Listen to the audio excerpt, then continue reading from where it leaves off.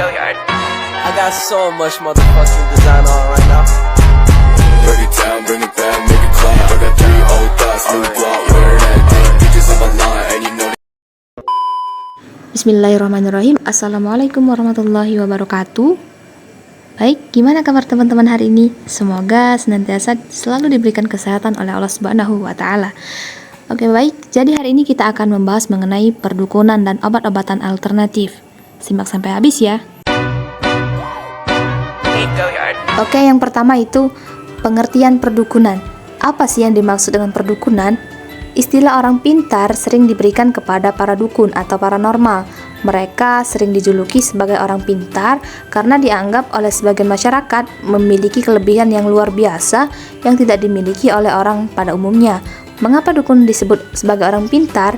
Karena yang datang ke dukun adalah orang-orang yang bodoh, seperti kemampuan mantranya yang bisa menyembuhkan orang sakit, mengetahui pencuri, meramal nasib seseorang, menaikkan pangkat, dan membuat orang cepat kaya, dan lain sebagainya.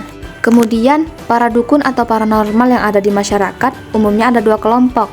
Yang pertama itu kelompok dukun palsu yang hanya ingin mendapatkan sesuatu dengan mengelabui orang lain.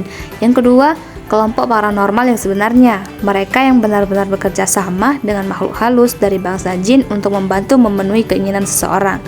Jadi ada 2 ya teman-teman. Menurut ajaran Islam, perbuatan tersebut dilarang. Namun, masih banyak umat Islam suka mendatangi paranormal atau dukun. Hal ini dapat kita lihat dalam kehidupan masyarakat kita. Ada orang yang sakitnya tak kunjung sembuh, lalu datang ke paranormal. Ada yang usaha tak kunjung sukses, datang ke dukun untuk meminta jampi-jampi dan mantra-mantra. Ada juga yang takut harta hilang, takut jabatannya copot, atau takut terancam jiwa, dan masih banyak lagi problem yang dihadapinya. Rasulullah SAW bersabda, barang siapa datang ke dukun atau paranormal, menanyakan sesuatu dan kemudian mempercayainya, maka salatnya selama 40 hari tidak diterima. Hadis riwayat Muslim di dalam kitab sahihnya. Selanjutnya yaitu mengenai obat-obatan alternatif. Pengobatan alternatif adalah pengobatan non-medis, di mana peralatan dan bahan yang digunakan tidak termasuk dalam standar pengobatan medis. Pengobatan alternatif tidak dilakukan oleh tenaga kesehatan profesional seperti dokter. Lalu bagaimana hukumnya dalam Islam? Apakah boleh? Menurut pendapat Buya Yahya terkait mengenai pengobatan alternatif ini adalah siapapun yang terkena penyakit, maka dia wajib berusaha untuk mencari obat. Maksudnya adalah usaha itu bagian daripada ibadah. Kalau orang tersebut paham, tawakal itu ada aturannya. Jika seseorang tidak berobat, maka dia tidak bisa dikatakan tawakal. Bisa jadi orang ini tadi bunuh diri. Kemudian berobat itu kepada siapa? Tentu kepada orang yang dianggap ahli di bidang tersebut. Zaman dulu dan zaman sekarang tidak ada bedanya. Ahli itu adalah orang yang dalam hal tersebut memang pernah belajar.